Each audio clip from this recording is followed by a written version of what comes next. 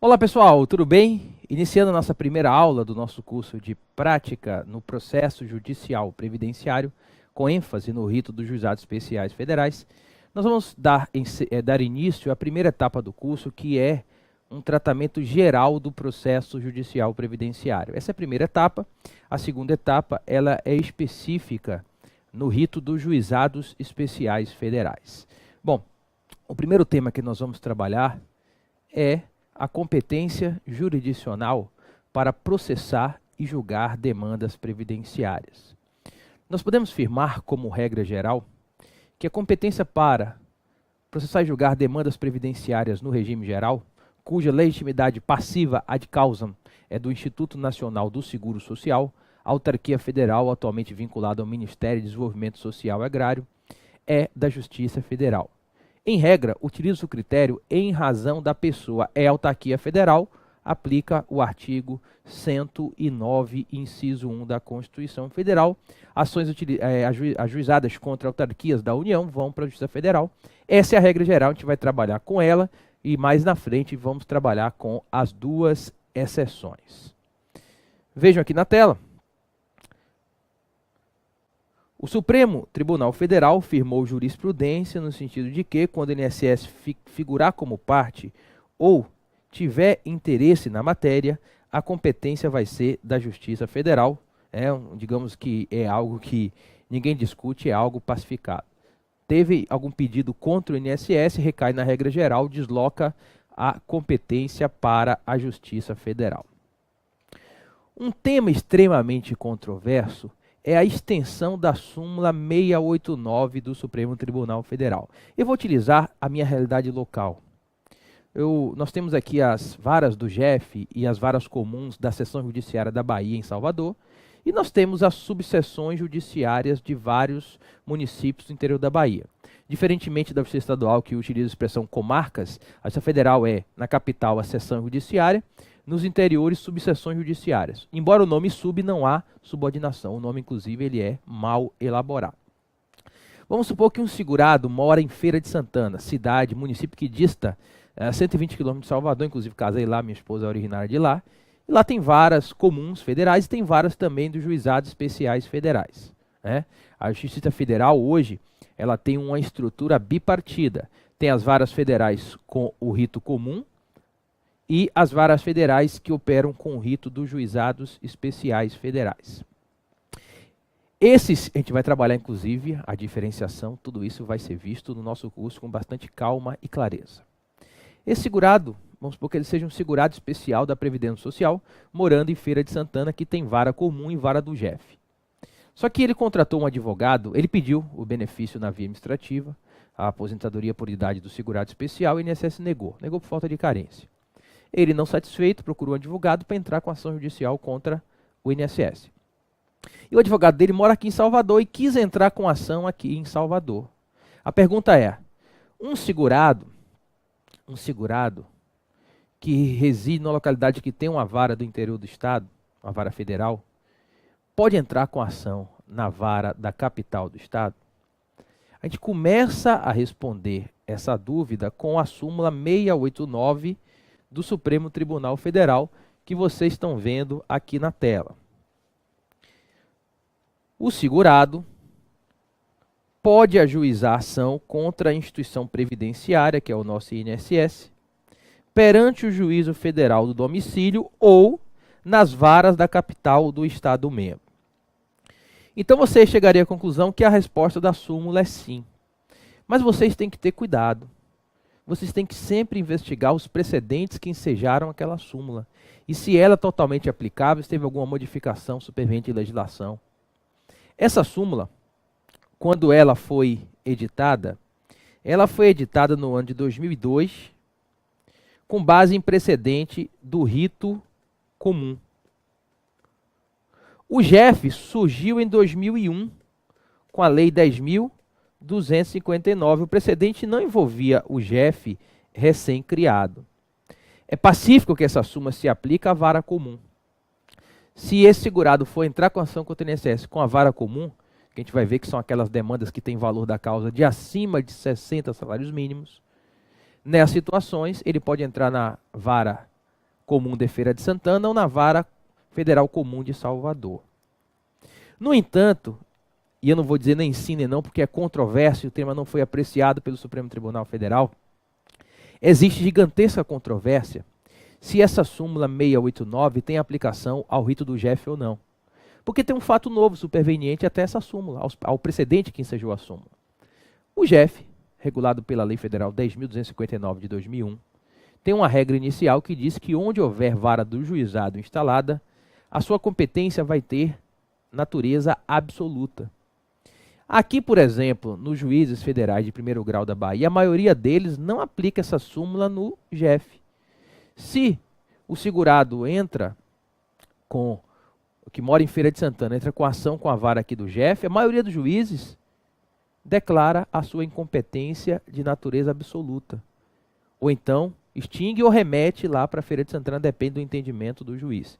Embora a lei do juizado estadual, que tem aplicação supletiva ao Jeff, que é a Lei 9.099 de 95, preveja a extinção do processo lá no artigo 51. Então a gente vai verticalizar isso, mas é extremamente controverso, não tem uma posição dominante nacional se a súmula 689 se aplica ou não ao rito do Jeff. E aí qual é a minha dica? A minha dica é você olha a turma recursal. Tem estados como o Sergipe que só tem uma turma, é muito fácil.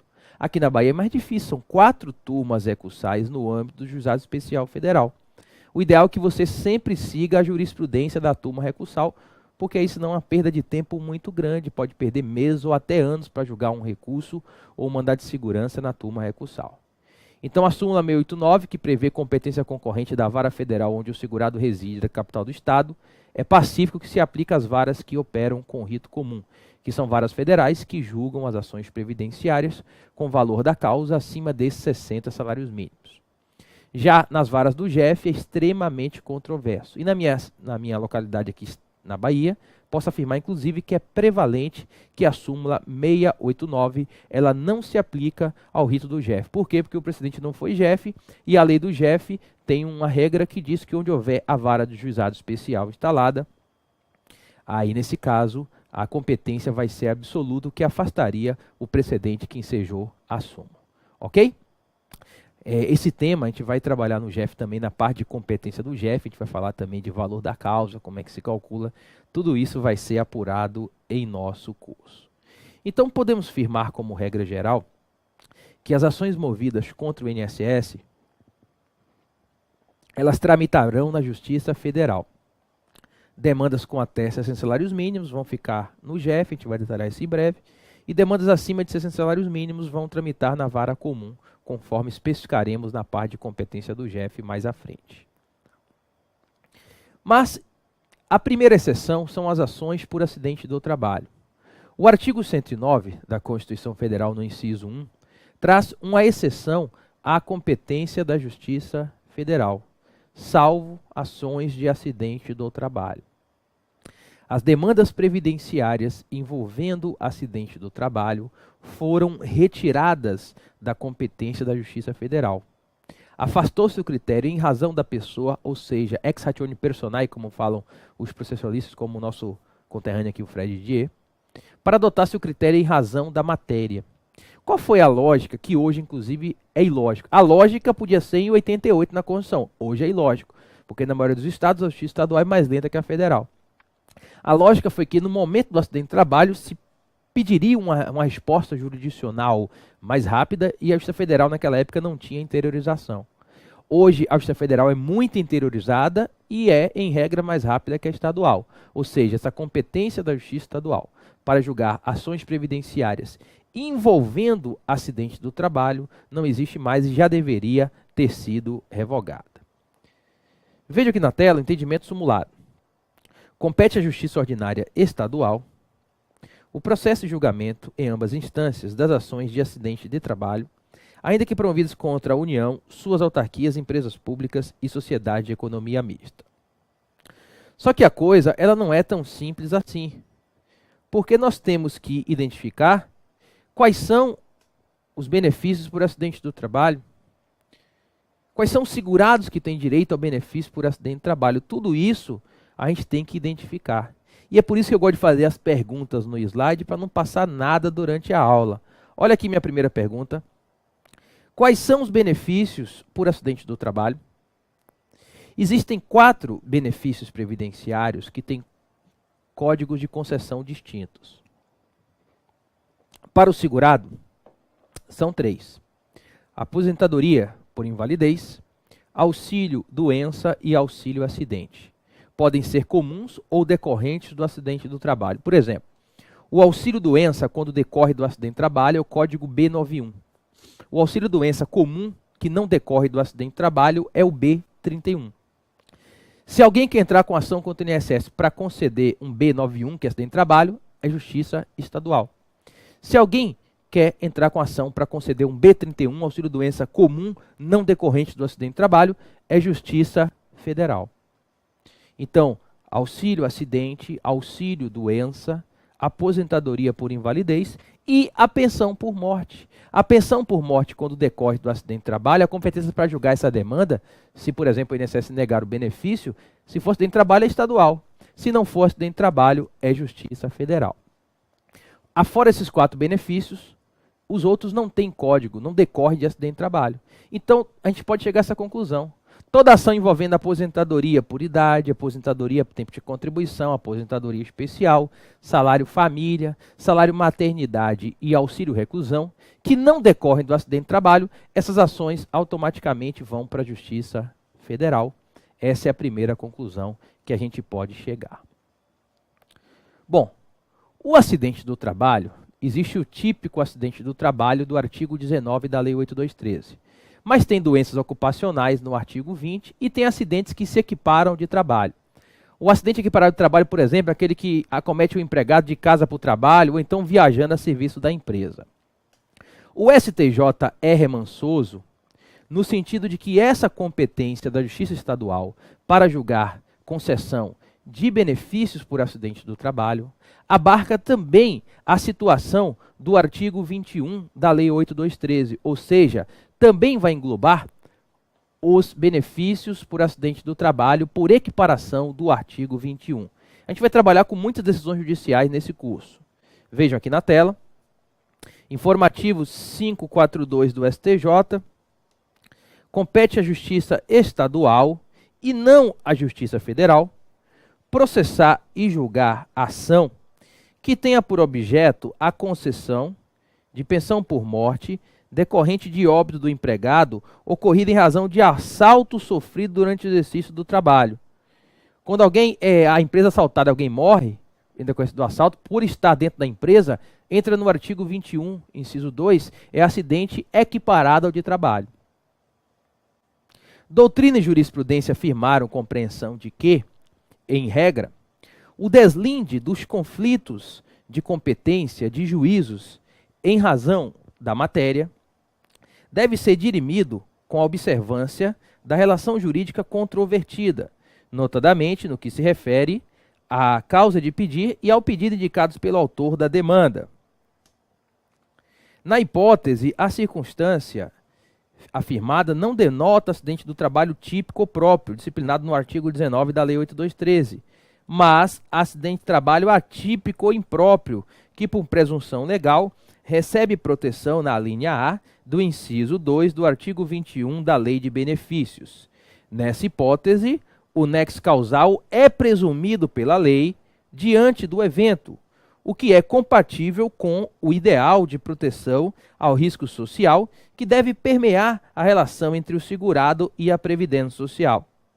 Desse modo, o assalto sofrido no local e horário de trabalho equipara-se ao acidente do trabalho, e o direito à pensão por morte decorrente do evento inesperado e violento deve ser apreciado pelo juízo da Justiça Estadual nos termos do artigo 109, inciso 1, parte final da Constituição, combinado com o artigo 21, inciso 2A da Lei 8213. Ok?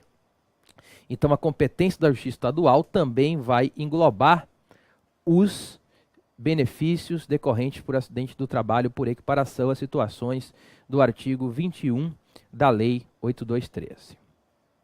Então, digamos que respondi a primeira dúvida. Um problema grande é quando o segurado busca conversão. Por exemplo, o INSS concedeu um auxílio-doença comum, um B31.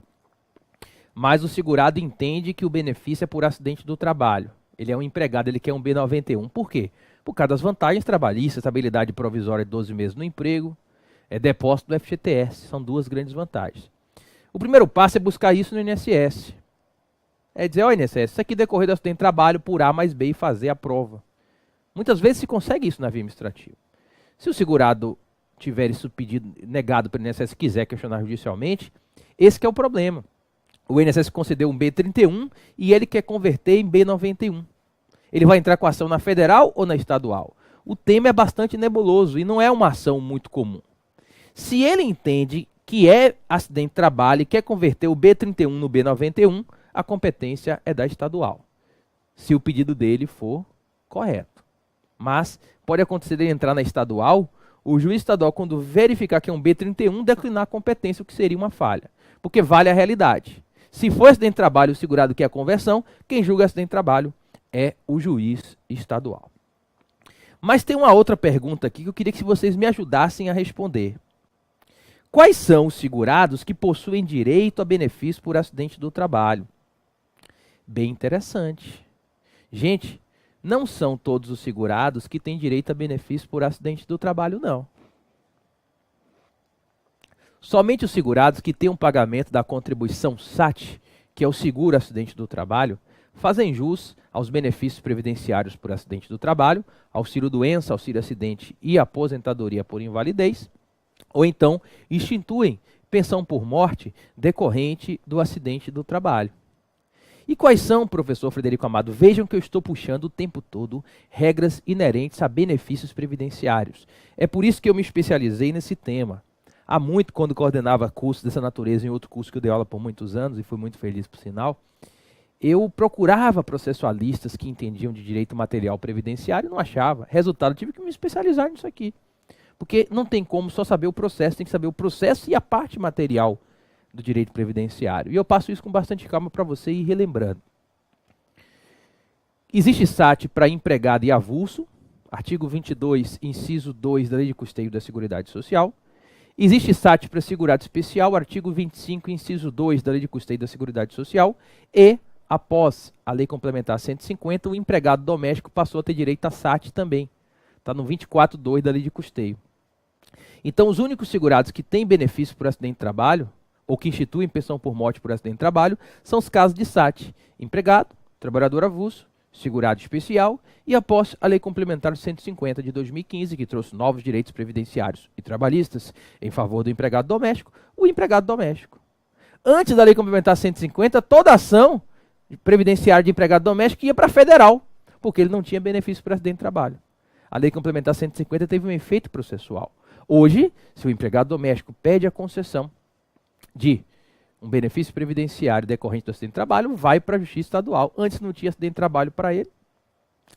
E quais são, professor, então, os segurados que não têm direito a benefício de acidente de trabalho nunca? O facultativo, segurado que sequer trabalha, e o contribuinte individual. Contribuinte individual tem aqueles que trabalham para as empresas eventualmente sem vínculo de emprego e tem o contribuinte individual que trabalha por conta própria, que é o autônomo. Não tem SAT, não tem previsão de legislação de SAT para ele. Então eu posso concluir que o contribuinte individual, quer prestando serviços eventuais a uma pessoa jurídica, quer autônomo, não tem SAT e nunca recebe benefício por acidente de trabalho. Mas, professor, ele vai ficar desprotegido? Não. Nesse caso aí do auxílio-doença, da aposentadoria por invalidez e da pensão por morte, concede no Código Comum. Auxílio-acidente não vai conceder nunca. Por quê? Porque o auxílio-acidente só é devido a empregado avulso, empregado doméstico e segurado especial, em razão da restrição do artigo 18, parágrafo 1º da Lei 8213. Contribuinte individual e facultativo não recebem auxílio-acidente. E vejam, trago para vocês aqui um precedente do Superior Tribunal de Justiça a respeito do tema. Ainda botei aqui, ó, essa parte vermelha é minha. Ó. Contribuinte individual, a ação é sempre na Justiça, desculpem, federal. Vou até corrigir isso aqui. Contribuinte individual, a ação é sempre na Justiça Federal. No caso, tramita ação previdenciária em que se requer a condenação do INSS ao pagamento de benefício previdenciário por incapacidade em que o autor ostenta a qualidade de segurado contribuinte individual. O segurado contribuinte individual integra o rol dos segurados obrigatórios do regime geral de previdência social. O artigo 12, inciso 5 da Lei de Custeio e o artigo 9º, inciso 5 do Decreto 3.048, elencam que são segurados contribuintes individuais. São igualmente segurados contribuintes individuais o médico residente e tal, o cônjuge ou companheiro do produtor que participe de atividade rural explorada, o bolsista da Fundação Nacional do Exército, contratado em conformidade, e o árbitro de competições esportivas e seus auxiliares. Aqui ele está apenas listando alguns exemplos de contribuintes individuais dentro do artigo 9º do Regulamento da Previdência Social. Voltando para a tela, conforme o artigo 19 da Lei 8.213, somente segurado empregado, inclusive o temporário, trabalhador avulso, segurados especiais, fazem jus a benefícios previdenciários por acidente do trabalho. O ordenamento jurídico fez incluir o segurado empregado doméstico no rol do artigo 19, em consonância com a emenda 7.2.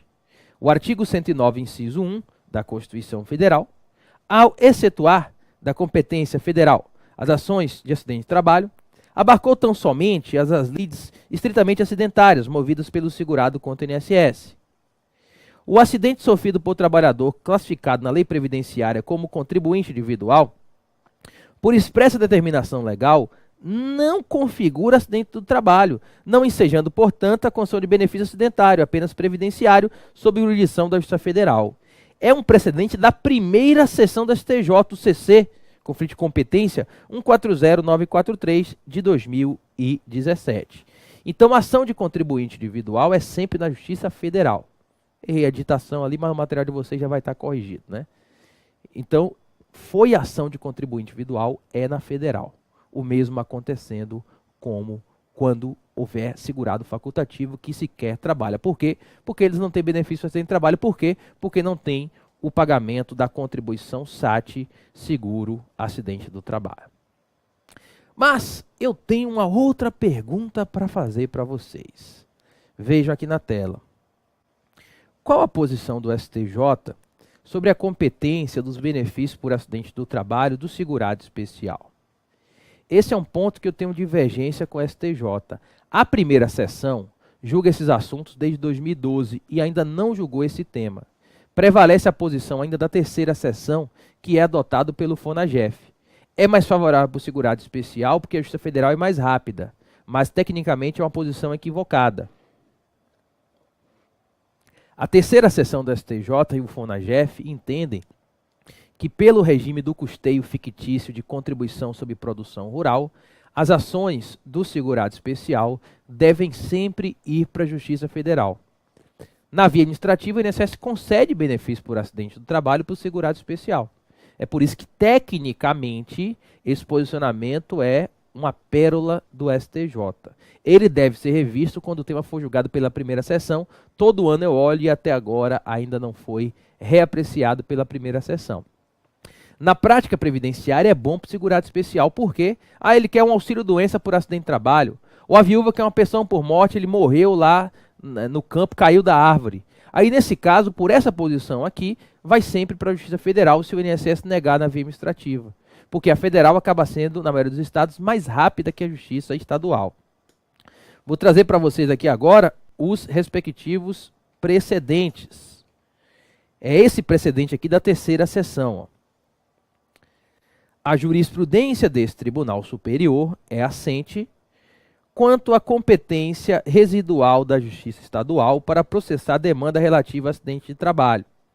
Entretanto, a comprovação da qualidade de segurado especial para fim de concessão de benefício perante a autarquia previdenciária, como no caso, é matéria estranha à competência da Justiça Estadual, devendo a demanda ser processada na Justiça Federal. Somente é possível o processamento da presente ação no juiz estadual se a comarca do domicílio do segurado não for vara de federal, que é a competência delegada que a gente vai ver daqui a pouco. Esse aqui é o leading case, ó, terceira sessão, CC 86797 de 2007. E desde 2017, o Fórum Nacional do Juizado Especial Federal, o FONAGEF, a gente vai trabalhar muito com o FONAGEF. São enunciados doutrinários da Justiça Federal, lá do CJF. Adota esse posicionamento. Veja o enunciado 187 do FONAGEF. São da competência da Justiça Federal os pedidos de benefício ajuizados por segurados especiais e seus dependentes em virtude de acidentes ocorridos nessa condição. Porque o STJ, aqui eu faço sempre análise técnica, eu não faço posição pré-estabelecida para a Previdência ou para o segurado. Vai ter coisa que eu vou concordar, vai ter informação que eu vou discordar. Porque o fato de... o argumento da terceira seção é que é a federal que tem que avaliar a qualidade de segurado especial. É um argumento equivocado. Por exemplo, a federal não julga pensão por morte e avalia união estável. Se fosse assim, a estadual julgaria todos os pedidos de pensão por morte para a prova de união estável. É que a qualidade de segurado especial não é o pedido principal, é um incidente processual. Como acontece na federal, quando a companheira pede a pensão por morte e a controvérsia é a união estável, o reconhecimento da união estável não é o pedido principal. O pedido principal é a concessão do benefício, é um incidente processual. Então isso não impediria que a estadual também avaliasse a condição de segurado especial, como a federal analisa a união estável. Mas é uma posição que os advogados exploram muito porque acaba sendo melhor na maioria dos estados, porque a federal acaba sendo mais rápida. Existe apenas uma situação de acidente do trabalho que vai para a federal aqui, em razão da competência funcional, que é o mandado de segurança. O mandado de segurança, meus queridos, minhas queridas, não é uma ação muito comum na área previdenciária. Por quê? Porque normalmente as ações previdenciárias requerem dilação probatória, perícias e oitiva de testemunhas. E o mandado de segurança, a prova tem que ser documental ou documentalizada, não é comum. O mandado de segurança é guardado para questões só de direito, que não demandam dilação probatória. No caso do mandado de segurança, mesmo que seja, vamos supor, um auxílio-doença por acidente do trabalho de um empregado, o STJ entende que prevalece o critério de competência funcional e que, nesse caso, mesmo sendo um benefício por acidente de trabalho, prevalece o critério da autoridade coatora federal e ele tem que ser ajuizado na Justiça Federal.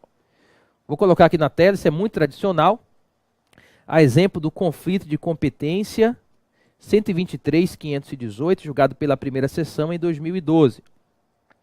Conflito negativo de competência, previdenciário, mandado de segurança, restabelecimento de benefício acidentário, observância da qualificação da autoridade impetrada, atos de perito médico e superintendente do INSS, competência da Justiça Federal. Ok?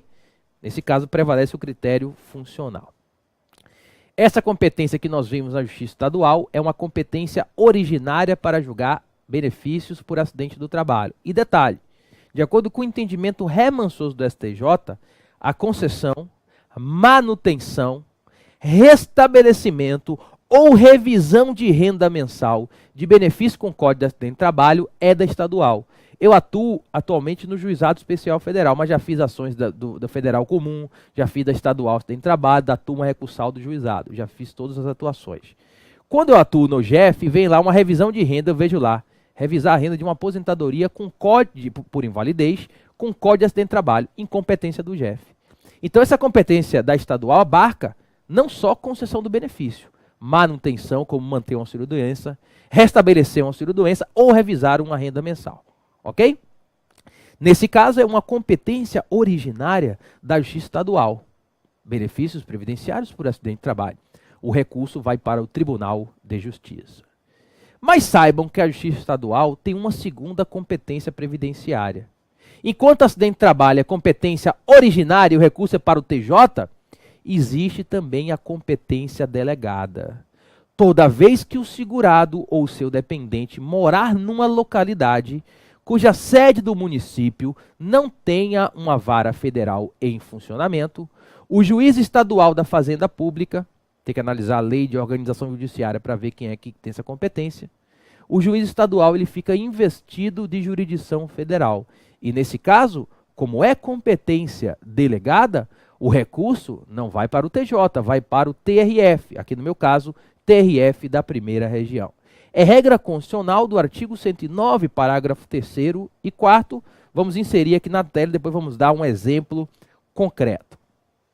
De acordo com o artigo 109 da Constituição Federal, serão processadas e julgadas na Justiça Estadual, no foro do domicílio dos segurados ou beneficiários, as causas em que forem parte instituição de previdência social e o segurado, e sempre que a comarca não seja vara da Justiça Federal. E, se verificada essa condição, a lei poderá permitir que outras causas sejam também processadas e julgadas pela Justiça Estadual. E na hipótese anterior, que é competência delegada, o recurso vai para o TRF da jurisdição. Tem que ter o maior cuidado com o agravo de instrumento, que é recurso interposto no tribunal. O juiz estadual, quando está com a competência no acidente do trabalho, que é originária, o agravo de instrumento vai para o TJ. Mas o juiz estadual, quando está julgando competência delegada da Justiça Federal, o agravo de instrumento tem que ser protocolizado diretamente no respectivo Tribunal Regional Federal da região. Aqui, Bahia, estamos na primeira região. Vou dar um exemplo real para clarear a cabeça dos senhores. Eu sou natural de Senhor do Bonfim, que tem o melhor São João da Bahia. Senhor do Bonfim, por uma questão política da época que não cabe aqui reviver, não tem varas da Justiça Federal, não é sede de subseção judiciária federal. A subseção foi para um município menor ao lado, a 30 quilômetros, chamado Campo Formoso. Então, o juiz da Fazenda Pública de Senhor do Bonfim, lá não tem vara da Justiça Federal, ele tem duas competências previdenciárias no regime geral. Ele julga, originariamente, com recurso para o TJ, os benefícios por acidente de trabalho, e ele julga, por delegação, os demais benefícios previdenciários que não decorrem do acidente do trabalho. Nesse caso, o recurso vai para o TRF. E ele ainda julga previdência complementar e regime próprio. E nenhum concurso de juiz do Brasil estadual cai direito previdenciário. Isso é quase uma maluquice. Aliás, não cai nem na OAB, é outra maluquice, mas não convém. O segurado, então, vai entrar com uma ação que não envolve acidente de trabalho. Um segurado especial vai pedir uma aposentadoria por idade no INSS na agência de Senhor do Bonfim. O INSS negou.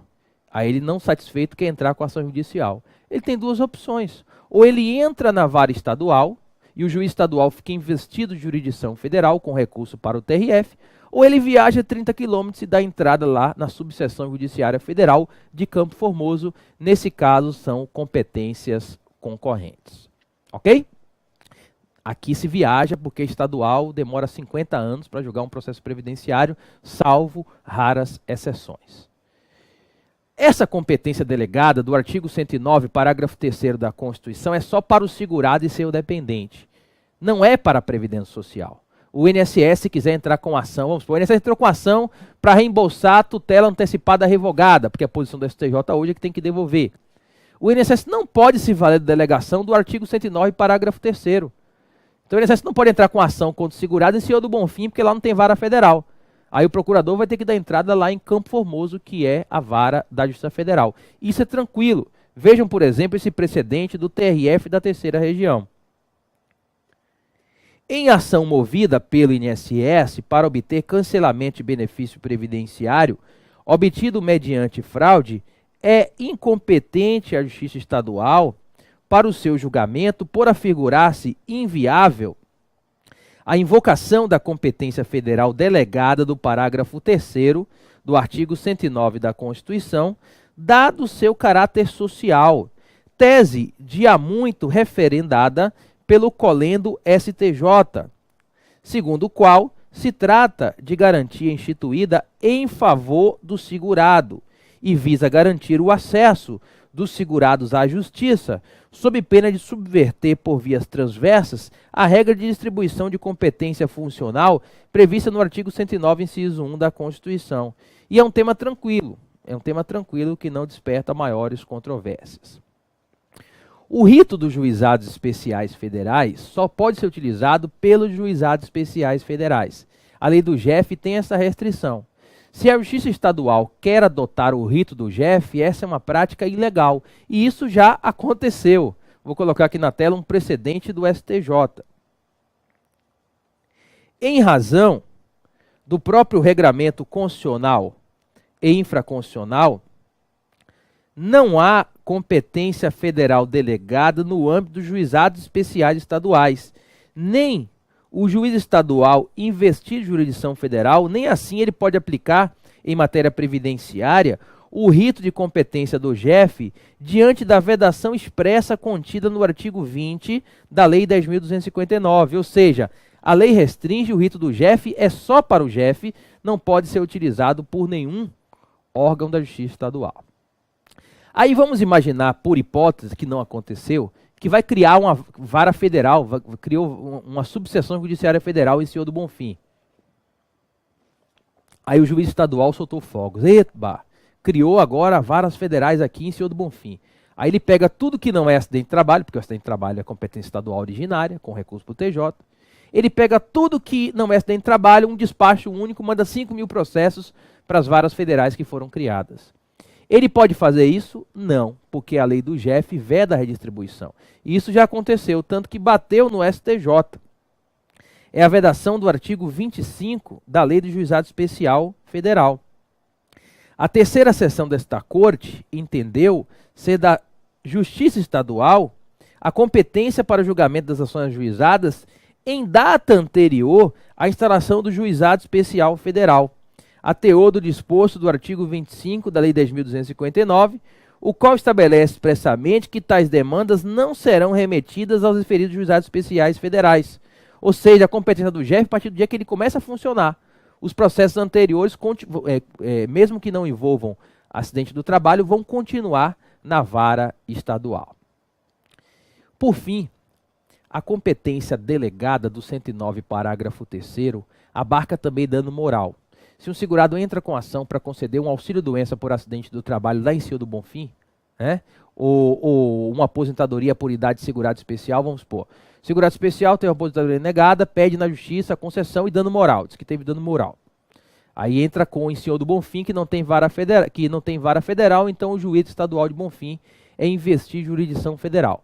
Então, o artigo 109, parágrafo 3º, abarca também indenização na delegação de competência.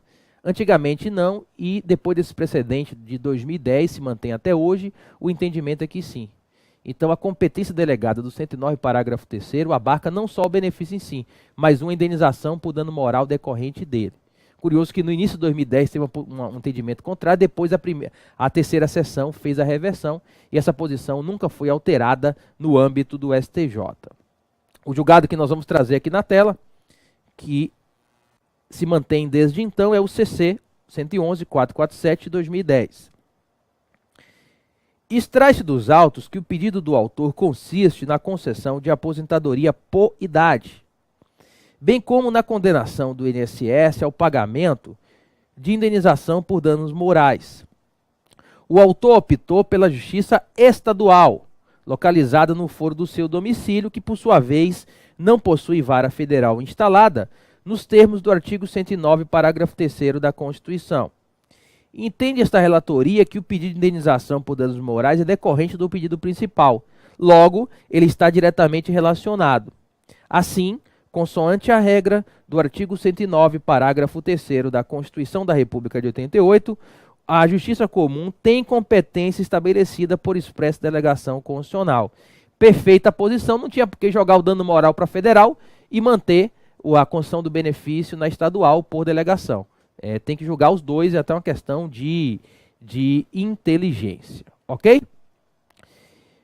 Mesmo antes do CPC de 2015, o STJ, em razão do caráter social das demandas previdenciárias, já tinha entendimento de que, mesmo que o juiz seja absolutamente incompetente, a tutela provisória tem que ser mantida ativa até que o juiz competente receba. Por exemplo, o juiz federal deu uma liminar para conceder um auxílio-doença. Depois viu que era acidente de trabalho. Remete o processo para o juiz estadual e mantém a tutela de urgência ativa. Vejam esse precedente do STJ, que é inclusive anterior ao CPC novo. Direito processual civil, medida de urgência decretada por juiz absolutamente incompetente. Ainda que proferida por juiz absolutamente incompetente, é válida a decisão que, em ação civil pública, proposta para apuração de ato de improbidade administrativa, tenha determinado até o pronunciamento, até que haja pronunciamento do juiz competente, a indisponibilidade de bens do réu a fim de assegurar o ressarcimento do patrimônio público. Vejam que esse precedente é anterior ao CPC, e o CPC adotou a tese. Artigo 64, parágrafo 4º do novo CPC. Salvo decisão judicial em sentido contrário, conservar-se-ão os efeitos de decisão proferida pelo juiz incompetente até que outra seja proferida, se for o caso, pelo juiz competente. Em demandas previdenciárias com a questão social, isso é mais forte. Eu acho corretíssima a decisão do Código. Então, se o juiz estadual dá uma liminar no benefício de auxílio-doença, depois viu que não era acidente de trabalho, manda o processo para o federal. Ou vice-versa, o federal dá uma liminar dando auxílio-doença, depois que viu que era acidente de trabalho, mandou para o estadual. A liminar se mantém válida até decisão contrária do juízo competente, mesmo que seja competência absoluta.